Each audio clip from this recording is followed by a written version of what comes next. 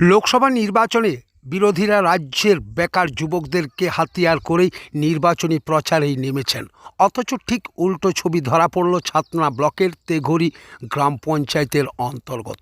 আজ বাঁকুড়া লোকসভা কেন্দ্রে তৃণমূল কংগ্রেসের প্রার্থী অরূপ চক্রবর্তীর সমর্থনেই সেই যুবকরাই দল বেঁধেই নির্বাচনী প্রচারে নামলেন।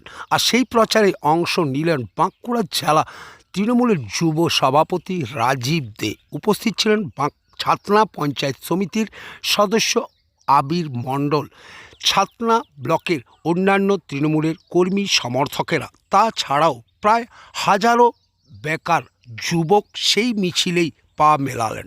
আজ তারা তেঘরি অঞ্চলে সাইকেল মিছিল করলেন অরূপ চক্রবর্তীর সমর্থনে।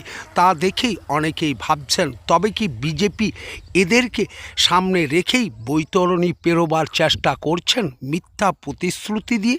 সেই প্রতিশ্রুতিকেই ভঙ্গ করে দিলেন আজকের এই যুবকদের সাইকেল মিছিল, যাতে প্রমাণ করে দিলেন তারা তৃণমূল সরকারের পাশেই আছেন এবং থাকবেন, এবং তাদের প্রার্থী অরূপ চক্রবর্তীকে বিপুল ভোটে জয়যুক্ত করতেই আজ তারা সাইকেল মিছিলে অংশগ্রহণ করলেন।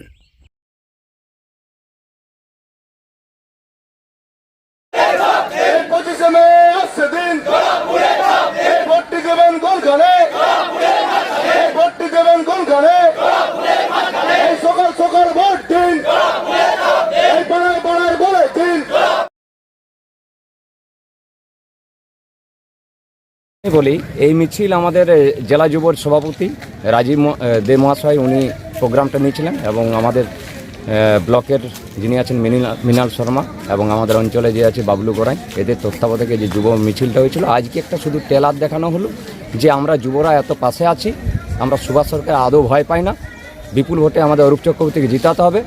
নবগত যারা আমাদের নতুন মুখ এবং যারা একদম যুবরা, তারাই উৎফুল্ল আনন্দিত যে আগামী দিনে আমরা অরূপবাবুকে দিল্লিতে পৌঁছাতে পারছি। তার আজকে একটা নতুন বার্তা।